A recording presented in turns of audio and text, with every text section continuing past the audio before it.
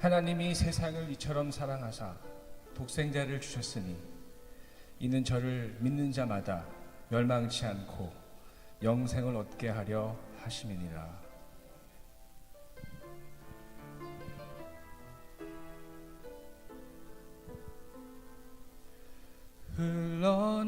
흘러내리는 눈물의 의미를 이제 난 알 수 있겠소. 죽어가는 영혼 바라보시는 아버지의 마음, 이제 더 이상 바라볼 수 없소. 그들에게 나 달려가겠소. 영원한 생명 그 십자가 나 따라가오. 세상 날 버려도 지쳐 쓰러져도 나 놓을 수 없는 십자가. 생명을 구할 수만 있다면 그들 주를 볼 수 있다면 나의 생명이라도 두고 가겠소. 주님 가신 그 길처럼 단 한 번만이라도 아버지 위해 아낌없이 드릴 테요.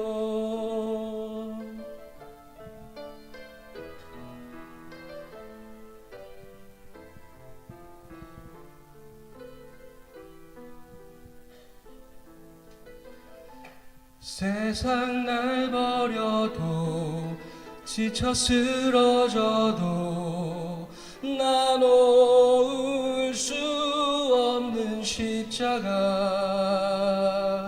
생명을 구할 수만 있다면 그들 주를 볼 수 있다면 나의 생명이라도 두고 가겠소. 주님 가신 그 길처럼 단 한 번만이라도 아버지 위해 아낌없이 드릴 테요. 나의 가슴 속에서 흐르는 눈물 내 아버지 사랑이죠.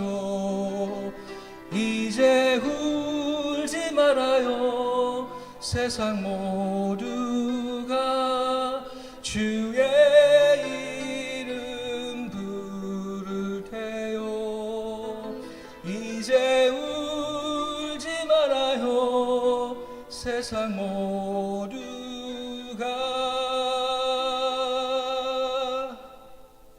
주의 이름 부를 테요.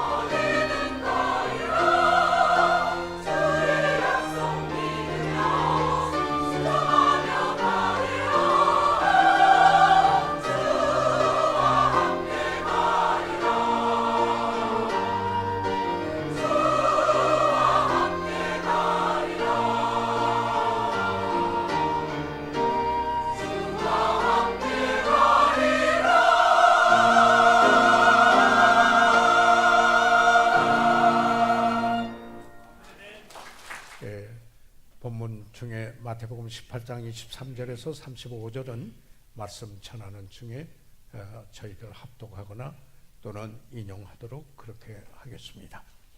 그러면 디모데전서 2장 1절 2절 우리 다 같이 합독하도록 하겠습니다. 시작.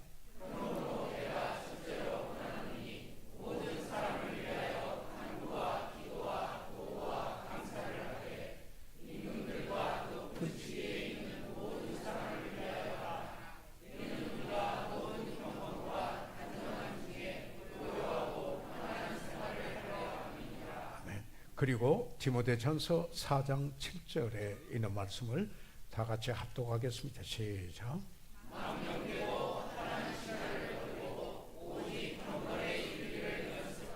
아멘. 살아계신 우리 아버지 하나님, 하나님의 말씀으로 인하여 감사드립니다. 말씀은 능력이 있고 우리의 삶을 변화시키고 그리고 우리의 영적 생활을 풍요롭게 하며 아버지의 영원한 가치를 남기는 삶을 살게 하시니 아버지의 말씀을 감사합니다. 오늘 이 말씀을 나눌 때 성령께서 감동하신 그 말씀을 성령께서 우리의 심령에 아버지 하나님 참으로 조명해 주셔서 우리들이 오늘 하나님으로부터 드려야 될 메시지를 들을 수 있어 그리고 우리의 삶의 변화와 함께 큰 축복과 의의 결실이 풍성하도록 축복해 주십시오. 잃어버린 영혼은 주 예수 그리스도를 구주로 만나게 하시옵소서. 예수 그리스도 이름으로 기도해 사옵나이다. 아멘. 착석해 주시기 바랍니다. 수년 전에 한국복음주의 협회 그 회장은 김명혁 목사이십니다. 그 영적 위기 어떻게 극복할 것인가라는 주제로 발표회를 갖고 극복을 위한 대안을 모색하였었습니다. 그때 장신대 교수였던 지금은 아니지만 전에 교수였던 주선의 교수는 이런 말을 하는데 제가 공감을 했습니다. 한국 교회가 그동안 놀라운 성장을 이루었지만은 오늘날에는 혐오의 대상으로 전락했다고 토로하고 그 원인을 다음과 같이 말하며 한탄하였습니다. 설교는 사람들을 끌기 위하여 코믹하게 되어가고 마음을 괴롭히는 죄의식을 깨우치거나 회개를 촉구하는 일은 피하고 안위와 축복이 내용의 대부분을 차지하고 있는 경향이다. 교회 영적 위기의 주된 이유는 기독교의 핵심 진리인 십자가가 흐려져 가고 있기 때문이다. 교회에서 십자가를 논리적으로 가르치고 있으나 십자가를 지고 따르는 길을 가르치지 못하고 있다. 그리고 보다 더 구체적으로 다음과 같이 지적을 했습니다. 첫째, 교인들은 성도로서 마땅히 세상과 구별되어 있어야 한다는 의식이 결여되어 있다.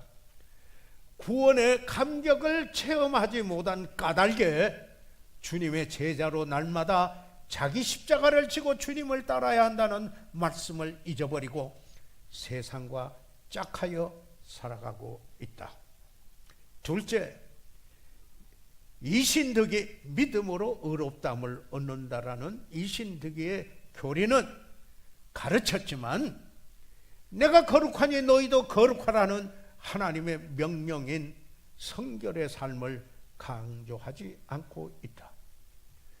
주님의 모습으로 성숙한 인격이 형성되어 경건한 삶이 이루어지도록 이끌어주지 못하고 있다. 경건한 삶이 이루어지도록 이끌어주지 못하고 있다. 셋째, 세상을 이기기 위해 말씀의 지배를 받으며 살아갈 수 있는 성경 공부 운동이 사라져가고 있다. 장영 성경 공부마저 없어졌다. 따라서 말씀에 철저히 복종하는 자기 훈련 과정이 없이 피상적으로 교회 출석만으로 만족하는 영아적 어린아이 같은 신앙에 머물러 있다. 마지막으로 이 시대의 영적 지도자의 결핍이 위기를 초래했다. 주님 모습을 담기 위해 몸부림치는 스승이 보이지 않는다. 이 모든 지적은 저도 그간 사역을 해오면서 최근에 보아왔던 공감되는 부분이라 그대로 여기 인용을 했습니다.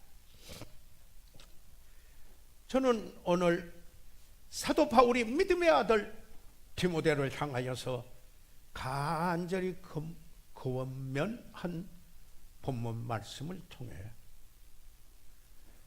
경건에 이르기를 연습하라는 제목으로 여러분과 함께 이 말씀을 나누고자 합니다. 바울은 그의 사랑하는 믿음의 아들, 그가 에베소에서 목회를 하고 있습니다. 그는 비교적 젊은 목회자에 섰습니다. 그에게 권면합니다. 자, 경건에 이르기를 연습하오, 이렇게 이야기를 합니다. 그러면서 이 본문의 말씀을 보면은 무엇보다도 먼저 기도할 것을 권합니다. 여기서 첫째로 하는 이것은 순서를 늘 제가 말씀드렸습니다마는 순서가 아니고 우선순위입니다. First of all 라고 했습니다. 제일 먼저 하나님께 기도할 것은, 이게 경건의 중요한, 경건한 삶을 살게 하는 중요한 요소임도 이야기하고 권하고는 이렇게 말합니다. 이는 우리가 모든 경건과 단정한 중에 고요하고 평안한 생활을 하려 함이라. 그리스도인이 고요하고 이 평안한 생활을 살기 위해서 모든 경건 그리고 단정함, 아름다움, 진실함, 이런 중에 이 평안한 생활, 고요하고 평안한 생활을 하려 함이라고 했습니다. 그래서 저는 먼저 경건은 과연 무엇입니까? 라는 질문을 하면서 그 경건의 의미를 생각해 보고자 합니다. 그래서 저는 항상 사전을 많이 찾아봅니다. 우리말 사전에 그러면은 여기에 경건이라고 그 번역되어 있는 이 단어의 뜻은 무엇인가 찾아보았더니 새 국어 사전에 경건은 하나님께 자기 몸을 바치어 공경하고 조심하는 것이라고 설명을 했습니다. 그래서 영어에는 이 godliness라고 되는 이 경건을 영어 사전에 웹스터 사전에서는 뭐라고 말하고 있는가를 한번 찾아보았습니다. godliness, 경건은 하나님의 계시된 품격과 목적에 일치하는 삶을 사는 것이라고 보다도 구체적으로 설명을 하고 있음을 볼 수 있었습니다. 다시 말하면 경건은 그리스도인의 인격으로, 덕목으로 하나님의 모습을 그 삶 속에서 보여주는 것이다. 에베소서에 있는 말씀처럼 하나님을 본받으라. 사랑하시는 하나님, 그 하나님을 본받으라 하는 말씀과 여기에 일맥상통하는 말씀인 것입니다. 사랑하는 여러분, 하나님께서 우리를 대하는 것, 사람을 대하는 것, 여러분 경험하셨죠? 그렇다면 하나님이 나에게 대하는 것처럼 여기에 우리가 그리스도인으로 내 삶 속에서 그 하나님의 모습을 보여주는 것, 바로 이것이 경건이라는 말씀이 아니겠습니까? 쉽게 말하면 이런 말씀이죠. 하나님이 나에게 대하는 것처럼 다른 사람에게도 그렇게 대하시오. 바로 그런 말이 아니겠습니까? 사실 하나님과 동행하는 신앙생활 전반을 의미합니다. 그런 덕목입니다. 이게 경건입니다. 그리스도인들이 사용하는 사자성어가 있습니다. 사자성어로 여주동행이라는 말씀입니다. 이 말씀은 무슨 뜻입니까? 어떤 경우에도 한결같이 주님과 동행한다라는 의미로 여주동행이라는 사자성어가 있습니다. 경건을 잘 묘사한 말이라고 저는 생각을 합니다. 그렇기 때문에 경건은 단지 지리적 문제가 아닙니다. 다시 말해서 어떤 내가 어느 곳에 있느냐, 어떤 위치냐, 반드시 그 문제는 아니라는 것입니다. 내가 예배당에 있고 그리고 산속에 들어가 기도원에 있고 반드시 그런 문제는 아니다. 어떤 문화의 수준을 가지고 산다, 그런 뜻도 아닙니다. 예. 또한 전통적인 정신적인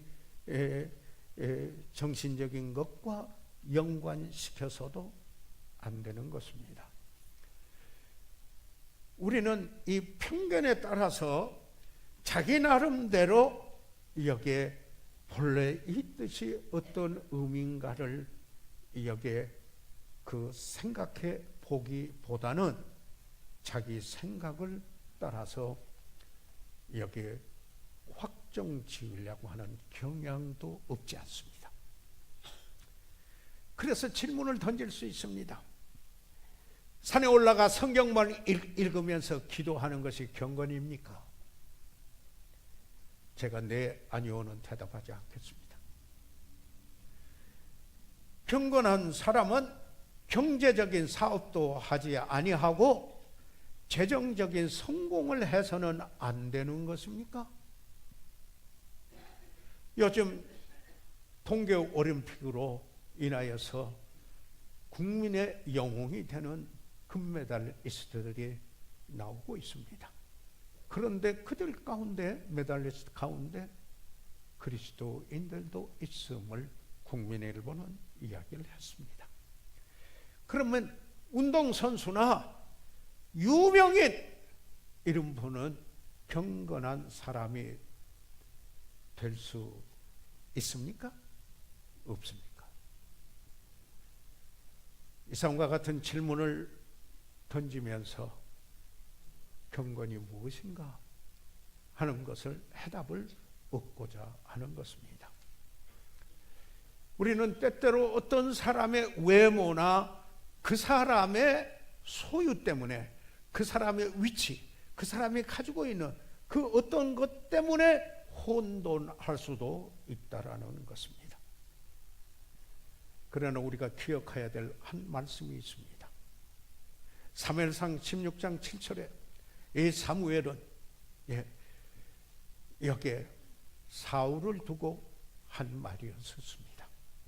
여기 보면 나의 보는 것은 사람과 같이 아니하니 사람은 외모를 보거니와 나 여호와는 중심을, 여기서 중심을 heart, 그 마음을 보느니라고 이렇게 말씀하고 있습니다. 그러니까 우리가 경건이라고 말할 때 단지 밖으로 보이는 표면적인 것만이 아니다라는 것입니다. 오히려 생활의 내면 깊은 곳에서 하나님께 대한 태도, 바로 하나님께서 우리에게 보여주신 그 모습을 나도 내 삶 속에서 나타내 보고자 하는 바로 그것입니다. 이것은 우리의 언어 생활에서도 나타날 것이며 내 예절에서도 나타날 것이며 또 이것은 공경하는 일에도 나타날 것이며 바로 이것은 여기에 존귀하게 여기면서 돌보는 일에도 나타나게 될 것입니다. 아니 섬김에도 나타나게 될 것입니다. 하나님의 품격을 나타내며 하나님을 사랑하여 그 사랑함이 하나님을 향한 갈급함이 그에게 있고 그리고 하나님을 더욱 알고자 하는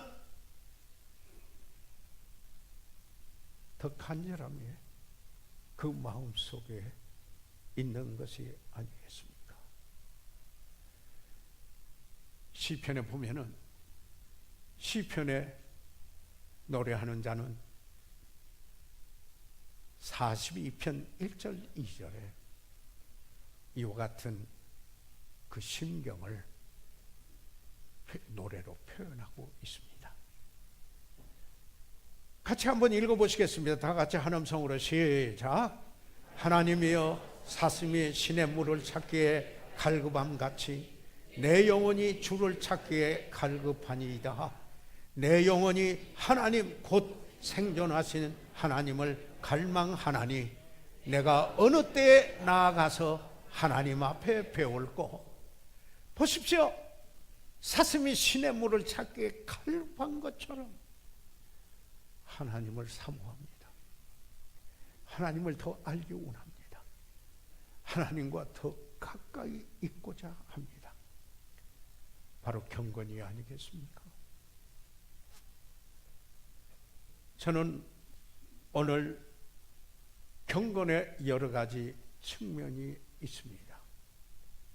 그런 측면이 있지만 특별히 한 부분을 집중적으로 여러분과 함께 생각해 보고자 합니다. 그 부분은 하나님께서 우리를 용서해 주신 것 같이 다른 사람, 형제를 용서하는 것 경건의 중요한 한 측면이다. 경건한 삶을 이거 없이는 거의 나타날 수가 없다. 아니 나타낼 수가 없다. 이렇게 말해도 과언이 아니고 바로 그것은 성경적 표현이라고 말씀을 드릴 수가 있는 것입니다. 그래서 저는 먼저 경건의 의미를 잠깐 생각해 보았고요. 두 번째로 이 경건의 여러 가지 측면 중에서 용서 부분을 오늘 생각해 보고자 합니다. 바로 저희들이 봉독은 하지 않았지만은 이제 이 말씀 중에 저희들이 볼 성경 말씀이 마태복음 18장 21절 이하에서 33절까지 있는 말씀을 우리가 여기서 보게 되는 것입니다. 그래서 용서는 이건 경건의 한 측면으로서 중요한 측면으로서 용서는 하나님을 닮는 경건입니다 라고 말씀드리고자 합니다. 먼저 마태복음 18장 21절에서 23절까지 있는 말씀을 제가 보겠습니다. 그때 베드로가 나와 가로되 주여, 주님께 와서 여쭙습니다. 주여, 형제가 내게 죄를 범하 다른 사람, 이렇다면 사탄이 그런 거 아니고, 이렇다면 배교하는 사람이 그런 게 아니고, 아니요, 그는 뭐라고 그랬습니까? 그걸 대적하라. 사탄은 대적하라고 그랬습니다. 그런데 여기서 말하는 건 그게 아닙니다. 여기서 말하는 건 주여, 형제가 그랬습니다. 그런데 그 형제가 내게 죄를 범하면은 몇 번이나 용서하여 주리까? 지금 여기에 베드로는 생각합니다. 유대인들은 그 회당에서 랍비는 3번은 용서하라 이렇게 들어왔습니다. 그런데 7번은 이 자비와 긍휼을 말씀하시는데 확대해서 베드로 생각에 그러면은 이만하면 충분하겠다 생각을 해서 7번까지 하오리까 예수님께 묻는 것입니다. 그런데 예수님께서 대답하십니다. 예수께서 가라사대 내게 이르노니 베드로에게 말합니다. 베드로 한 사람에게만 말하는 것이겠습니까? 베드로에게 한 그 말이 예수님을 구원받고 예수님을 따라가는 모든 제자들에게 하시는 말씀으로 대표해서 그에게 하는 말이 아니겠습니까? 내게 이르노니 7번뿐 아니라, 내가 지금 7번 이야기를 했는데 예수님 베드로에게 아니라 이렇게 말합니다. 70번씩 7번이라도 할지니라. 77은 49 해보니까 490번. 어떤 동일한 사람에게 490번이나 용서해 본 사람이 있을까? 이러므로 이것은 무한한 용서예요. 무한한 용서. 사랑하고 긍휼을 베풀어 무한히 여기에 용서해야 될 것은, 이러므로 천국은, 하나님의 나라는 그 종들과 회개하려던 어떤 임금과 같으니, 그래서 예수님은 천국의 그 원리를, 그 진리를 이 세상에서 일어나는 그 일로 비유해서 저들이 알아들을 수 있게 말씀을 하셨습니다. 그 말씀이 여기에 뭡니까? 여기에 1만 달란트 그리고 400데나리온 이야기가 나오는 것입니다. 다시 말하면은 이거는 여러분이 너무나도 잘 아는 비유의 말씀입니다. 자, 저게 지금 예수님께서 가르쳐 주시는 교훈은, 형제가 그에게 죄를 지면 몇 번이나 용서해 주리까 했을 때 그 하나님의 나라의 원리로는 70번이나 그 외 70번은 7번이라도 이렇게 70번씩 7번이라도 할지니라고 이야기를 하고 있습니다. 용서입니다. 그러니까 경건은 용서할 줄 모르면은 경건이 아니네요 말할 수 있는 거 아니겠습니까? 우리가 각기 우리 자신에게 적용을 할 때 말씀인 것입니다. 그래서 이런 질문을 한번 해볼 수 있습니다. 죄 용서함을 받은 경험이 있습니까? 제가 여쭤보겠습니다. 여러분에게 죄 사함 받은, 용서 받은 경험이 있으면 아멘 하십시오. 그 아멘 안 하면은 그리스도인이 아니라는 말이죠. 하나님 앞에서 진정 죄인이라는 사실을 깨달은 적이 있었습니까? 예수님께서 죄 때문에, 나의 죄 때문에 십자가에서 피 흘리심을 믿음으로 나는 보았습니다. 이렇게 고백할 수 있으면 아멘 하세요. 사함 받은 거죠. 용서 받은 거죠. 그리고 하나님 앞에 나와 기도하실 때 저의 죄를 사하여 주신 것 감사합니다. 이렇게 기도해 보신 적이 있으시죠? 왜 그러냐면은 용서받았게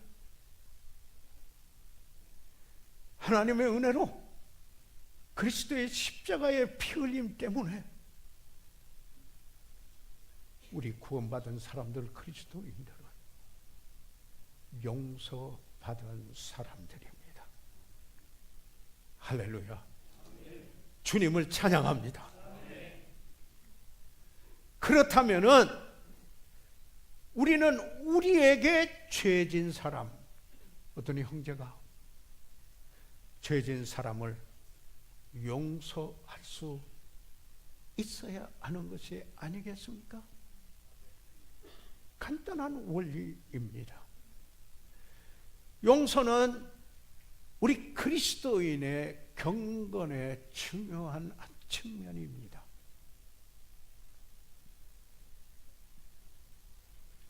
경건은 경건하다 할 때 여기 형용사로 때 godly, 하나님 닮다.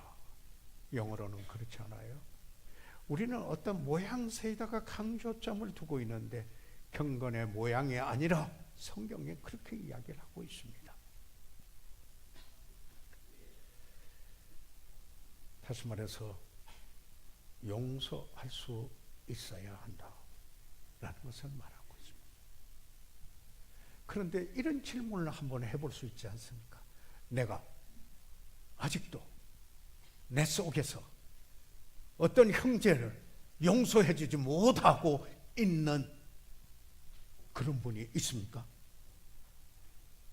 그러면 경건하고 거리가 먼 것입니다. 아무리 기도를 해도 기도 응답이 될까요? 아무리 말씀을 읽어도 감동으로 올까요? 예배를 드려도 감동과 그리고 변화의 응답보다는 거기에 얽매인 생각에 휘말려 들어가는 것이 아니겠습니까? 그래서 계속해서 이 마태복음 18장 23절에서 27절까지 있는 말씀, 23절은 방금 읽었습니다만 다시 한번 보겠습니다. 성경을 띄워주십시오. 제가 읽겠습니다.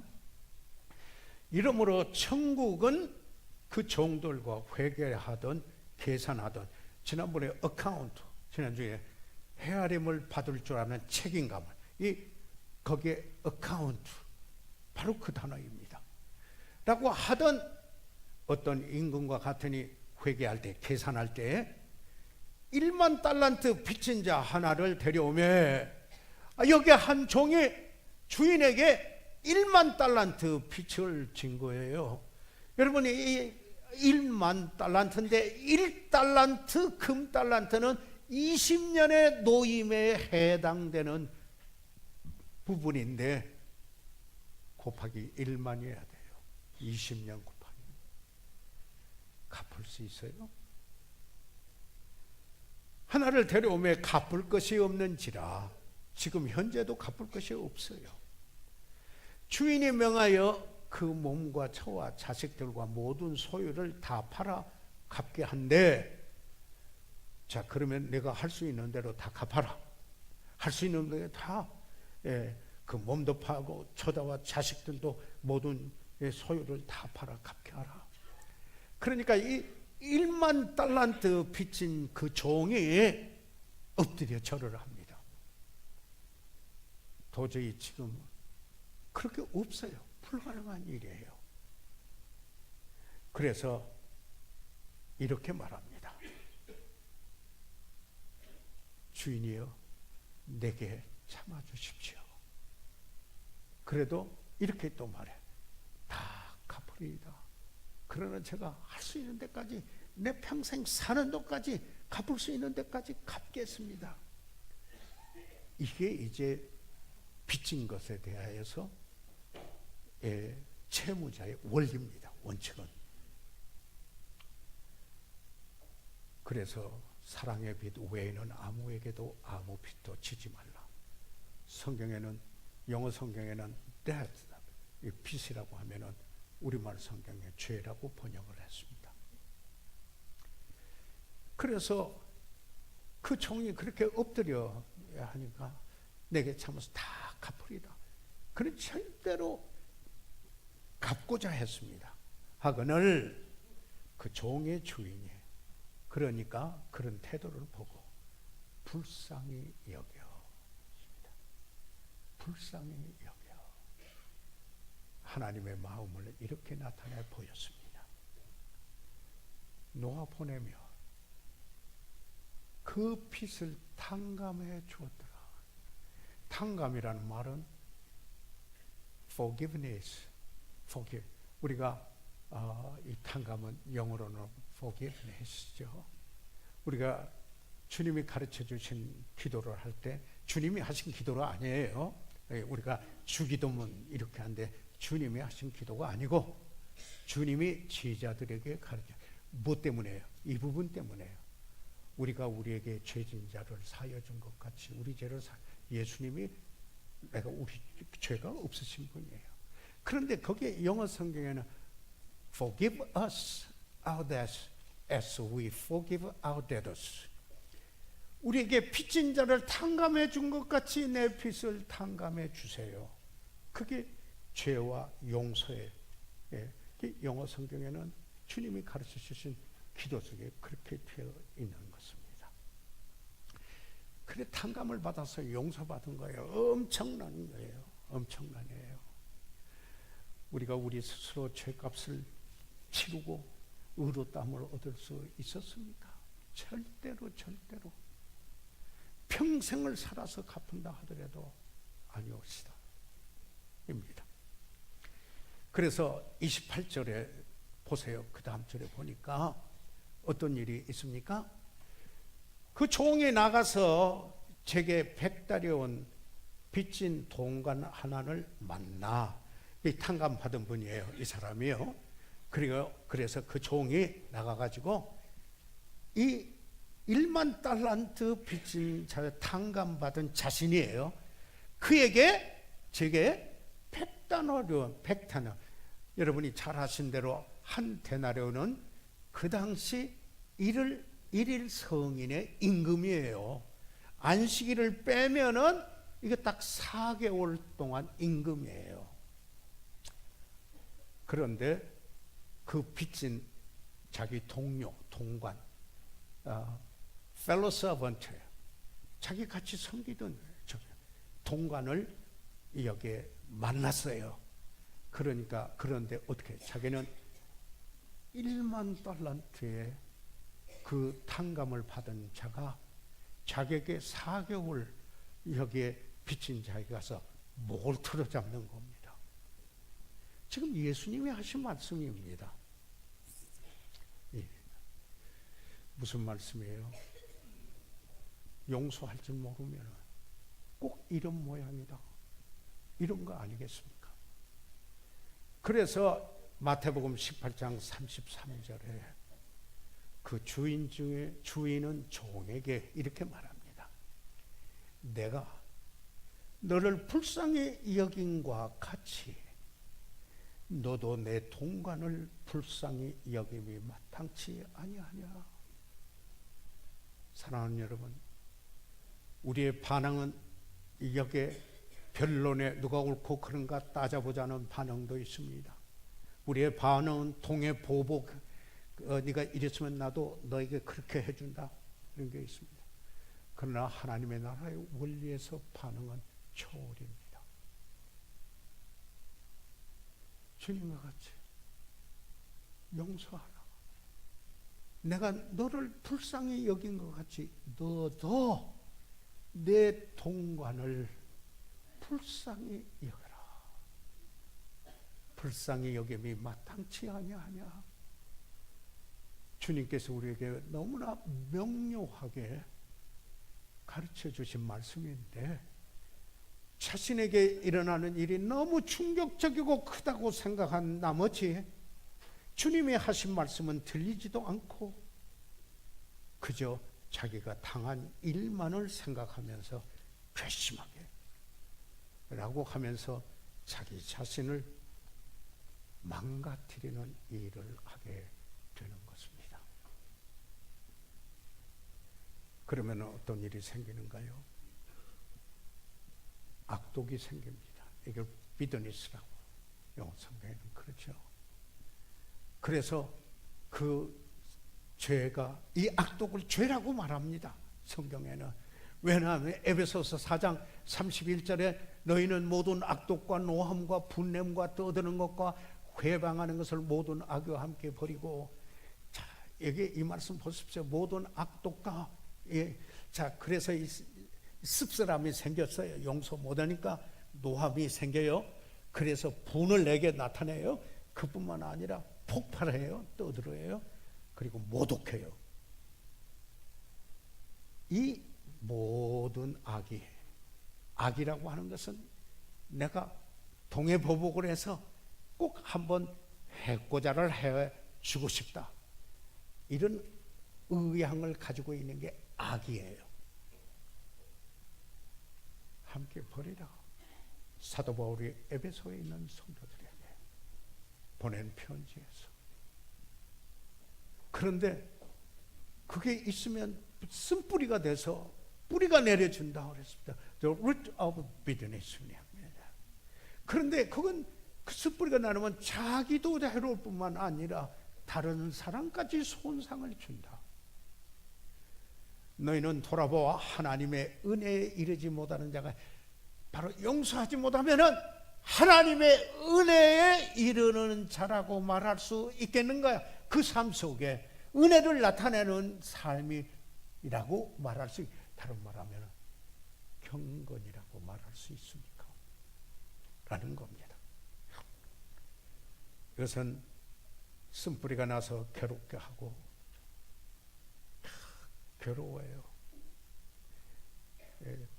다른 말로 말하면 더럽혀져요. 그뿐만 아니라 다른 사람까지 더러움을 입을까 두려워하라. 이렇게 말했습니다. 자, 그러면은 저희들 여기에서 이제 생각해 보겠습니다. 이 용서의 경건을 실천하지 않을 때 이 경건의 중요한 측면이 용서인 것을 말씀드렸고, 그 측면을 지금 함께 나누고 있습니다. 그런데 그 결여됐을 때, 실천 안 했을 때, 용서하지 않았을 때 어떤 일이 일어날 수 있는가?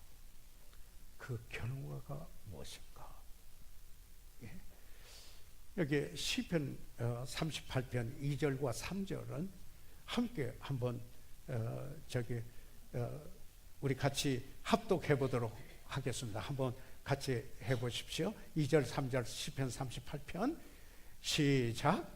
주의 살이 나를 찌르고 주의 손이 나를 심히 누르시나이다. 주의 진노로 인하여 내 살에 성한 곳이 없사오며 나의 죄로 인하여 내 뼈에 평안함이 없네. 이건 악독의 죄가 있을 때, 용서하지 못하는 죄가, 여기에 그 대표적으로 그렇게 말할 수 있는 구절입니다. 그래서 그런데 그 있으니까 오히려 나를 찌르고, 예, 나를 심히 누르고, 그뿐인가요? 내 살에 성한 것이 없고 나의 죄로 인하여 내 뼈에, 여기 뼈라고 했습니다. 예, 뼈가 성하여 그 몸이 성하죠. 내 뼈에, 그 사람 골수에 평안이 없다 이 말입니다. 용서하지 않으면. 그래서 여기에 몇 가지 생각을 해보겠습니다. 첫째, 건강을 파괴합니다. 악독이 있으면, 그래서 쓴뿌리가 내리면은 여기에 건강까지도 파괴하는 것입니다. 의사가 여기에 정확한 그 질병의 원인을 찾지 못할 때는 시민성 질환이라고 말한다고 합니다. 그런데 여기 저희 교회도 여기 의사 선생님들이 있습니다. 예, 우리 집사님들 가운데도 계시고요. 그런데 그 환자들의 수가, 환자들 중에 60% 내지 70%가 시민성 질환 환자라고 말합니다. 저는 의사가 아니고 전문가가 아니기 모릅니다만은 통계를 읽으면서 잘 몰라서 깜짝 놀랍니다. 이런 겁니다. 위궤양의 원인은 내가 무엇을 먹었기 때문에 아니라, 그것보다도 그것도 전혀 원인이 없다라는 거 아니라 그것보다는 무엇이 그를 먹어가고 있는가, 이게 원인이라는 겁니다. 다시 말해서 무엇의 지배를 받고 있는가. 우리 500원짜리 통전 하나 눈에 대면 온 세상이 500원짜리 하나인 것처럼 어떤 삶이 그 사람을 먹어가는, 그저 지배하는 것이 돼서 퇴폐시키고 퇴락하고 망해가게 하는 것입니다. 그것은 그뿐만 아니라 아까도 말씀드렸지만은 기도에 응답이 없습니다. 부부간의 용서가 없으면 기도 생활에 장애가 받습니다. 경건 생활이 이루어지지 않습니다. 다른 사람과의 관계 속에서도 동일한 것입니다. 아무리 이렇게 하고 저렇게 해도 근본적으로 그 쓴뿌리가 내려져야 합니다. 그럴 때 하나님 앞에 기도할 수 있습니다. 시편 66편 여기에 18절에 있는 말씀, 우리 한번 같이 읽어보시도록 하겠습니다. 다 같이 읽어보시죠. 시작. 내가 내 마음에 죄악을 품으면 주께서 듣지 아니하시리라. 뭔가요? 이 죄악을, 이 악도 용서하지 않은 것, 이게 죄악이라고 말하고 있습니다. 그걸 품고 있는데 주님께서 듣지 않으신다는 이 말이십니다. 여호와의 손이 짧아 구원치 못하심도 아니요 귀가 둔하여 듣지 못하심도 아니라 오직 너희 죄악이 너희와 너희 하나님 사이를 내었고 너희 죄가 그 얼굴을 가리어서 너희를 듣지 않으시게 하느니. 그뿐만 아니라 이 세 번째로 여기에 용서하지 않으면 섬길 수 있는 능력이 없어요. 예. 하나님의 뜻을 향하고 하나님 뜻대로 하는. 그래서 여기에 성령을 근심되게 하기 때문에, 이 악독은 성령을 근심되게 하기 때문에 성령의 충만함을 입지 못하기 때문에 우리는 성령의 능력으로 그리스도인의 삶을 살아가는데 그저 자기 수준에서 머무는데 되나요? 안 되지요. 그래서 믿음을 가져야 되는 거 아니겠습니까? 그저 자기 수준의 자기 형편에서만, 그 수준에서만 이야기를 합니다.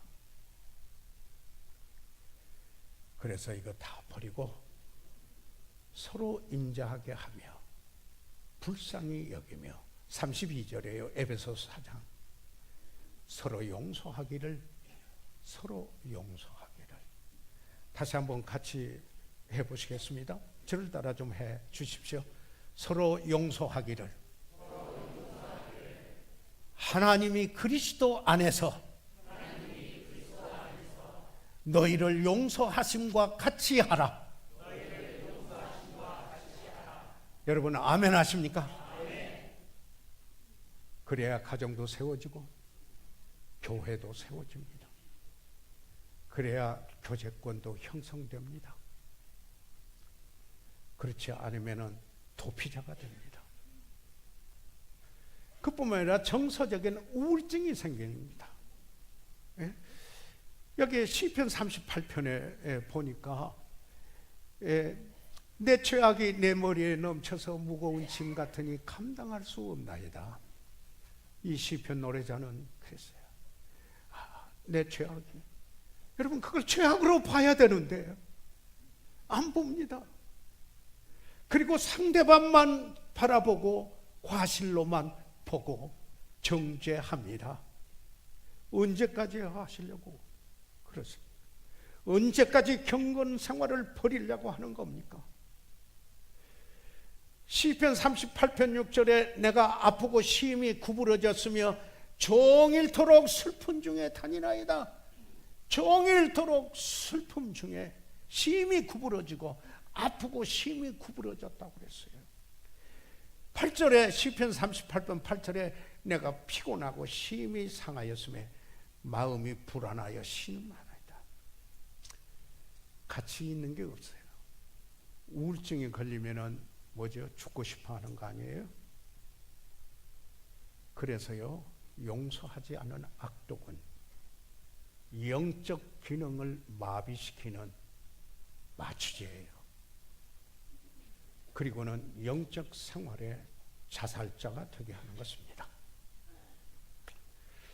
그뿐만 아니라 다섯 번째, 언어 생활에 추하고 비판적이 됩니다. 죄송합니다. 용서하지는 쓴뿌리가 자라는 입이 뭐예요?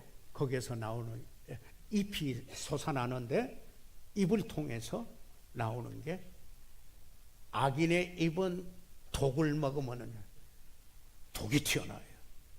항상 뭔가 공격하고 뭔가 허물을 찾아 잡고, 그리고 여기에 비판하는 이런 일들이 나오게 되는 것입니다.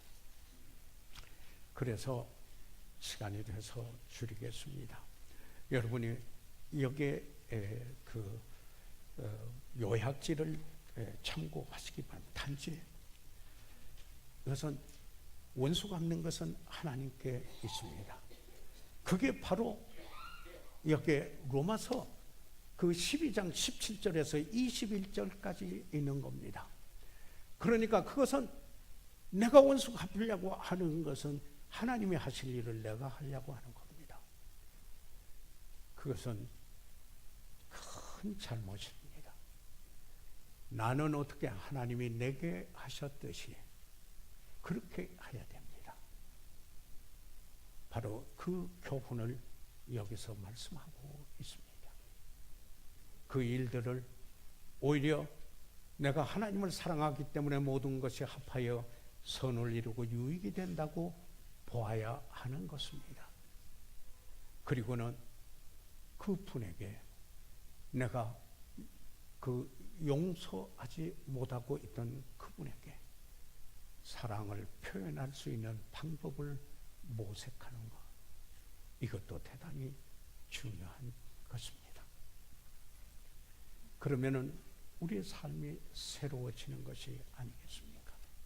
경건한 삶, 정말 하나님을 닮는 삶이 되는 겁니다. 그저 내가 자라온 배경에만 매여 있고, 그리고 항상 내가 아는 것에만 매여 있고, 내 경험한 것에만 매여 있는 데서 beyond, 넘어가서 초월해서 하나님께서 하는 일, 바로 이것이 경건입니다. 이 시간 다 같이 일어나셔서 머리 숙이시겠습니다.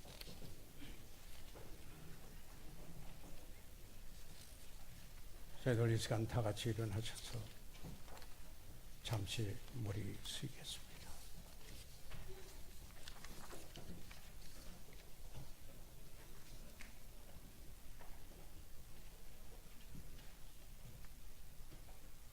경건한 그리스도인은 이렇게 말할 수 있습니다.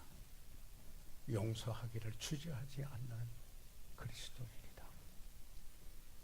쓸데없는 사람이라고 세상에서는 말할지 모르지만 하나님은 네가 나를 닮구나, 이렇게 말합니다. 경건한 그리스도인으로 용서하면서 사는 하나님 아버지를 닮는 그리스도인의 삶을 새롭게 이어가고자 합니다. 목사님, 저 오늘 그렇게 함께 기도하겠습니다. 손을 들어 펴 주시기 바랍니다. 감사합니다. 하나님께서 여러분을 축복해 주시기 바랍니다. 말씀을 받는 것은 복입니다. 그보다 더 큰 복은 없습니다. 혹시 오늘 우리 가운데 내가 예수 그리스도를 구주로 아직 영접지 못했습니다. 그러니 이런 것은 될 수 없다고만 생각했고 그렇게 살아온 것 같습니다. 예수님이 오셔야 그분이 하시는데, 혹시 오늘 아직 내가 예수 그리스도를 구주로 영접지 못했으나 이제 예수님을 나의 구주로 영접하기 원합니다 하신 분이 있으면 손을 들어 펴 하시면 위해서 기도해드리고 도와드리겠습니다. 살아계시는 우리 아버지 하나님, 때로는 용서받은 자로 쉽게 용서하지 못하는 죄를 용서해 주십시오. 아버지 하나님, 주께서 저를 불쌍히 여기셨던 것처럼 불쌍히 여기게 도와주시옵고, 성령의 능력으로 주님 닮은 그 모습으로 살 수 있도록 도와주십시오. 잃어버린 영혼은 구원해 주세요. 예수 그리스도 이름으로 기도해서 합니다.